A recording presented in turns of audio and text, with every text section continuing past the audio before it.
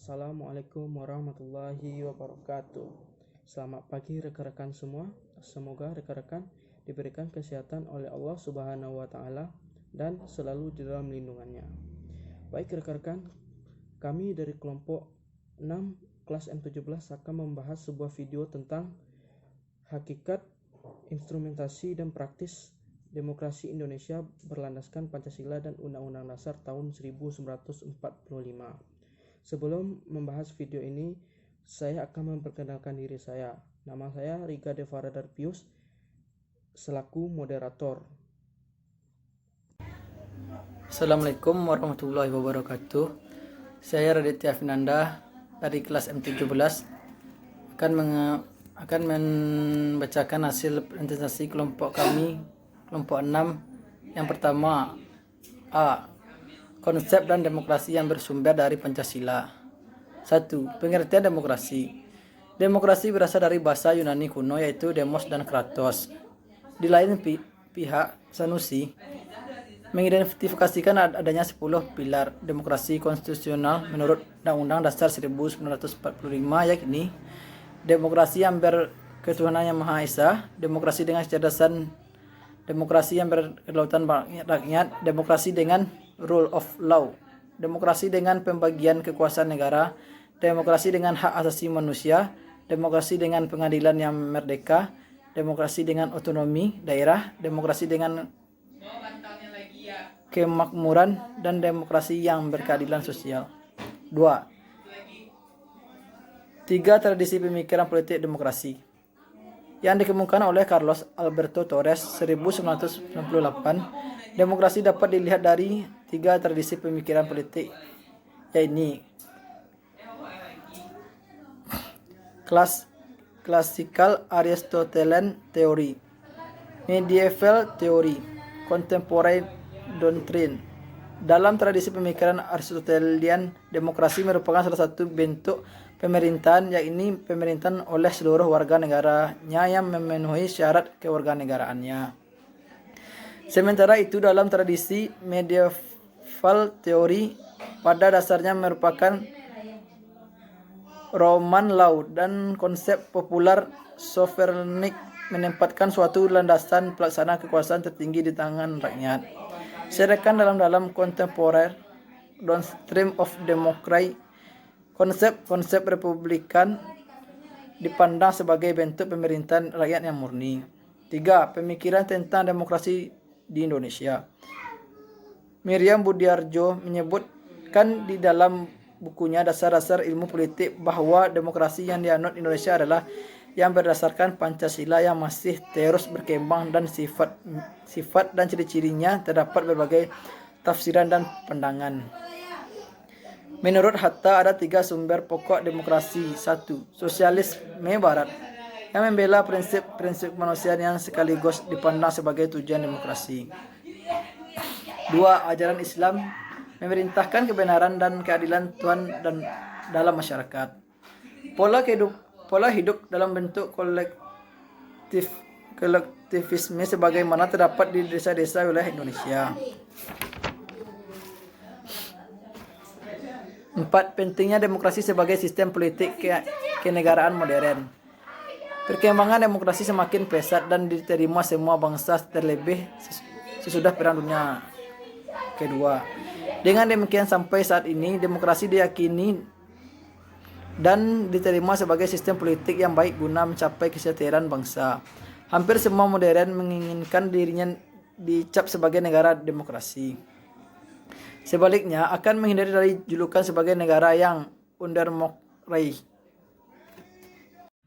Perkenalkan, nama saya Selvia Purbandari. Saya dari kelas M17 dan kelompok 6 akan melanjutkan materi selanjutnya.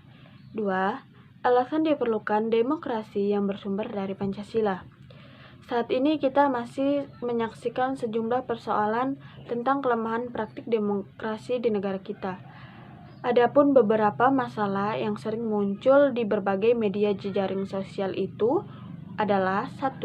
Buruknya kinerja lembaga perwakilan dan partai politik. 2. Krisis partisipasi politik rakyat. 3. Munculnya penguasa di dalam demokrasi.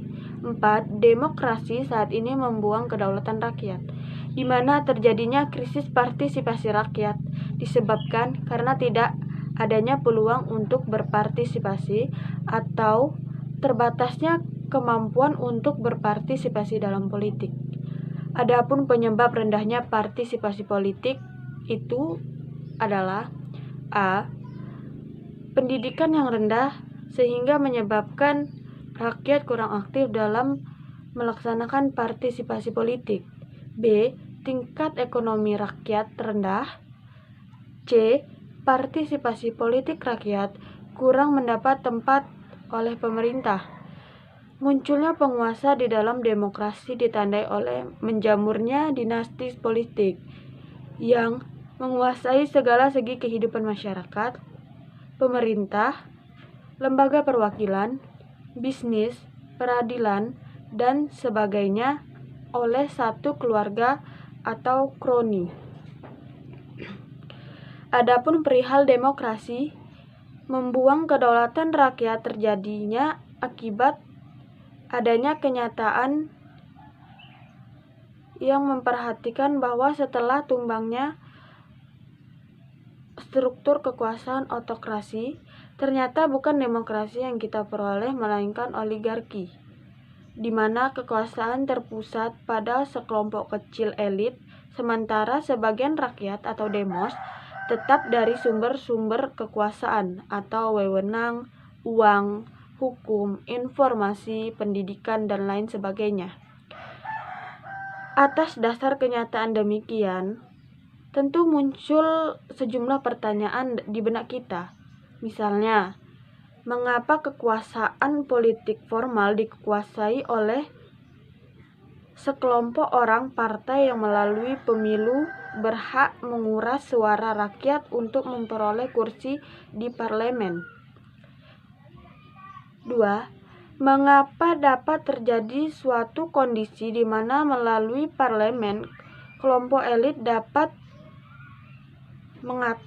mengatasnamakan suara rakyat untuk melaksanakan agenda politik mereka sendiri yang seringkali berbeda dengan kepentingan nyata masyarakat?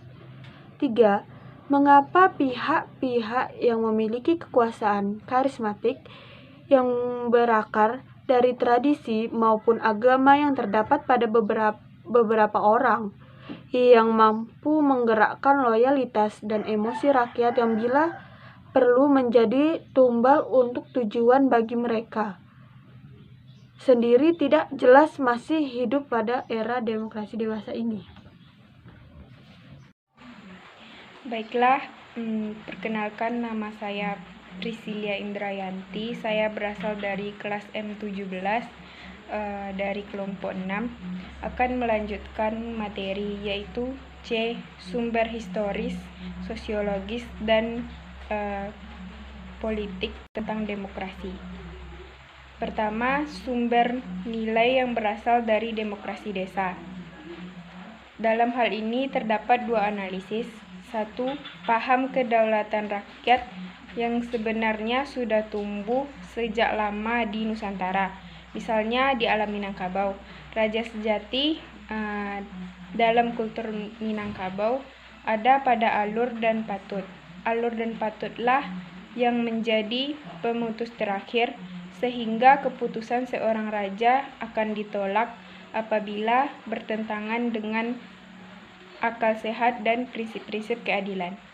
Kedua, tradisi demokrasi asli Nusantara tetap bertahan sekalipun di bawah kekuasaan feodalisme raja-raja Nusantara. Sebagai faktor produksi yang penting, tidaklah dikuasai oleh seorang raja, namun dimiliki oleh masyarakat desa secara bersama. 2. Sumber nilai yang berasal dari Islam. 2. Sumber nilai yang berasal dari Islam. Inti dari keyakinan Islam adalah pengakuan kepada Tuhan Yang Maha Esa. Konsekuensinya, semua bentuk pengaturan hidup dengan menciptakan kekuasaan mutlak pada semua manusia merupakan hal yang tidak adil dan tidak beradab. Kelanjutan logis dan prinsip tauhid adalah paham persamaan manusia di hadapan Tuhan yang melarang adanya perendahan martabat dan pemaksaan kehendak antar sesama manusia. Yang ketiga, sumber nilai yang berasal dari Barat. Pusat pertumbuhan demokrasi terpenting di Yunani adalah di kota Athena, yang sering dirujuk sebagai contoh pelaksanaan demokrasi partisipatif dalam negara-negara abad ke-5 sebelum Masehi. Selanjutnya muncul pula praktik pemerintahan sejenis Romawi, tepatnya di kota Roma atau Italia. Kehadiran kolonialisme Eropa, khususnya Belanda di Indonesia, membawa dua sisi dan koin peradaban Barat. Sisi represi, yaitu sisi represi imperialisme kapitalisme, dan sisi humanisme demokrasi. Seputar inspirasi dari analisis demokrasi desa ajaran Islam sosiologis, demokrasi Barat memberikan landasan persatuan dan keragaman. Segala keragaman ideologi politik yang dikembangkan yang bercorak keagamaan maupun sekuler, semuanya memiliki titik temu dalam gagasan demokrasi sosialistik atau kekeluargaan, dan secara umum menolak individualisme.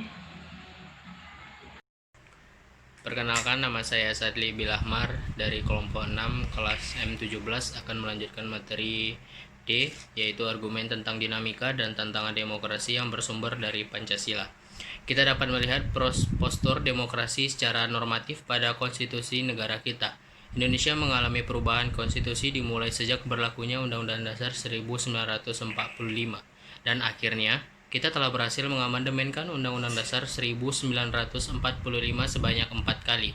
Untuk melihat demokrasi pada sekarang ini, kita dapat melihat dari fungsi dan peran lembaga permusyawaratan dan perwakilan rakyat menurut Undang-Undang NRI tahun 1945, ada MPR, DPR, dan DPD.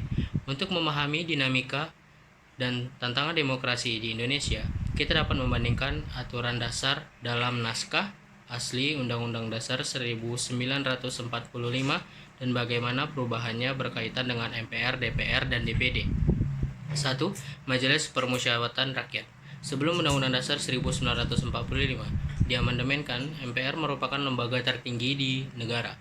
Setelah Undang-Undang Dasar 1945 diamandemenkan, MPR bukan lagi merupakan lembaga tertinggi negara, tetapi sama halnya dengan lembaga negara lainnya.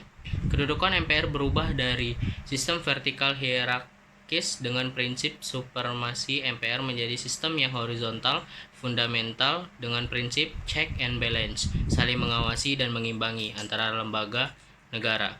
Kedua, Dewan Perwakilan Rakyat. Setelah Undang-Undang Dasar 1945 diamandemenkan, yang berubah ialah anggota DPR dipilih melalui pemilihan umum. DPR memegang kekuasaan untuk membentuk undang-undang. DPR dalam Undang-Undang Dasar 1945 yang telah diamandemenkan, Presiden turut andil dalam mengesahkan rancangan undang-undang yang telah disepakati bersama pasal 20 ayat 4. Ketiga, Dewan Perwakilan Daerah atau DPD. Anggota DPD dipilih melalui pemilihan umum di setiap provinsi. DPD dapat mengajukan rancangan undang-undang kepada DPR yang telah menyangkut tentang otonomi daerah, hubungan pusat dan daerah, pembentukan dan pemekaran serta penggabungan daerah, pengelola SDA dan SDE lainnya, serta yang berkaitan dengan perimbangan keuangan pusat dan daerah. DPD ikut membahas rancangan undang-undang yang berkaitan dengan daerah, serta memberikan pertimbangan kepada DPR atas rancangan undang-undang. DPD dapat melakukan pengawasan atas pelaksanaan undang-undang. Dinamika ini tentu saja kita harapkan dapat membuat semakin sehat dan dinamisnya demokrasi Pancasila yang tengah melakukan konsolidasi menuju demokrasi yang matang. Terima kasih. Saya Ramala Fitri Azhara. Mendeskripsikan esensi dan urgensi demokrasi Pancasila. 1. Kehidupan demokrasi yang bagaimana kita kembangkan. Sebagai demokrasi yang berakar pada budaya bangsa, kehidupan demokrasi yang kita kembangkan harus mengacu pada landasan ideal Pancasila dan landasan konstitusional UUD 1945. Berikut ini diketengahkan 10 pilar demokrasi Pancasila yang dipesankan oleh para pembentuk negara Republik Indonesia sebagaimana diletakkan dalam UUD 1945. Pilar yang pertama, demokrasi berdasarkan ketuhanan yang Maha Esa. Maksud dari esensi tersebut, seluk-beluk sistem serta perilaku dalam menyelenggarakan kenegaraan RI harus taat asas, konsisten, dan sesuai dengan nilai-nilai yang ada pada ketuhanan yang Maha Esa. Yang kedua, demokrasi dengan kecerdasan. Maksud dari esensinya, mengatur dan menyelenggarakan demokrasi menurut UUD 1945 itu bukan dengan kekuatan naluri, kekuatan otot atau kekuatan massa semata-mata. Pelaksanaan demokrasi itu justru menuntut kecerdasan rohaniah, kecerdasan akhliyah, kecerdasan rasional, dan kecerdasan emosional. Pilar yang ketiga, demokrasi berkedaulatan rakyat. Maksud dari esensi tersebut ialah kekuasaan tertinggi ada di tangan rakyat. Secara prinsip, rakyatlah yang memiliki atau memegang kedaulatan itu. Yang kelima, pilar kelima, demokrasi atas hak asasi manusia. Maksud dari esensi tersebut, demokrasi menurut UUD 1945 mengakui hak asasi manusia yang tujuannya bukan saja menghormati hak-hak asasi tersebut, melainkan terlebih untuk meningkatkan martabat dan derajat manusia seutuhnya. Pilar yang kelima, demokrasi yang berkeadilan. Maksud dari esensi tersebut, sosial. Demokrasi menurut UUD 1945 menggariskan keadilan sosial di antara berbagai kelompok, golongan, dan lapisan masyarakat. Tidak ada golongan, lapisan, kelompok, satuan, atau organisasi yang menjadi anak emas, yang diberi berbagai keistimewaan atau hak-hak khusus. Yang kedua, mengapa kehidupan yang demokrasi itu sangat penting? Terbagi dalam 3 partisipasi, yaitu 1. Partisipasi dalam pembuatan keputusan. Dalam negara yang menganut sistem pemerintahan demokrasi, kekuatan tertinggi berada di tangan rakyat dan pemerintahan dijalankan berdasarkan kehendak rakyat. Sebagai contoh, ketika masyarakat kota tertentu resah dengan semakin tercemarnya udara oleh asap rokok yang berasal dari para perokok, maka pemerintah kota mengeluarkan peraturan daerah tentang larangan merokok di tempat umum. Partisipasi yang kedua, persamaan kedudukan di depan hukum. Seiring dengan adanya tuntutan agar pemerintah harus berjalan dengan baik dan dapat mengayomi rakyat, dibutuhkan adanya hukum. Hukum itu mengatur bagaimana seharusnya penguasa bertindak, bagaimana hak dan kewajiban dari penguasa dan juga rakyatnya. Artinya, hukum harus dijalankan dengan adil dan tidak dipandang bulu. Untuk menciptakan hal itu harus ditunjang dengan adanya aparat penegak hukum yang tegas dan bijaksana. Partisipasi yang ketiga, distribusi pendapatan secara adil. Dalam negara demokrasi, semua bidang dijalankan dengan berdasarkan prinsip keadilan bersama dan tidak berat sebelah, termasuk dalam bidang keekonomian. Semua warga negara berhak memperoleh pendapatan yang layak. Yang ketiga, bagaimana penerapan demokrasi dalam pemilihan pemimpin politik dan pejabat negara. Pemilihan pemimpin merupakan wujud partisipasi politik. Partisipasi politik adalah kegiatan sukarela dari warga masyarakat melalui mana mereka mengambil bagian dalam proses pemilihan penguasa dan secara langsung atau tidak langsung dalam proses membentukkan kebijakan umum. Seorang pemimpin memang harus memiliki kemampuan memadai sehingga ia mampu melindungi dan mengayomi rakyatnya dengan baik. Oleh karena itu, seorang pemimpin harus memenuhi syarat-syarat tertentu. Berdasarkan sistem demokrasi yang kita anut, seorang pemimpin itu harus beriman, bertakwa, bermoral, berilmu, terampil, dan demokratis. Assalamualaikum warahmatullahi wabarakatuh.